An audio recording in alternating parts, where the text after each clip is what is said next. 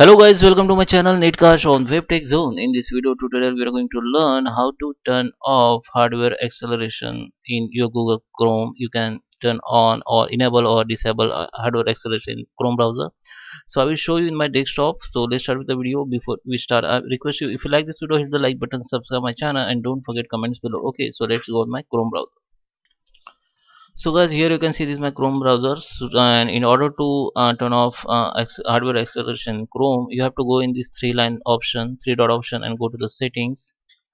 In settings, you have to click on advanced, and here you can see language, download, accessibility, system, and reset and cleanup. Okay, so here you have to click on system. Okay, just click on system, and in system you can see use hardware acceleration when available. So it by default on, but if you want to turn off, just switch its turn off. Okay, and just come back, it will be turn off. Okay, for now I just on it for me. Okay, I hope you like this video. Thank you for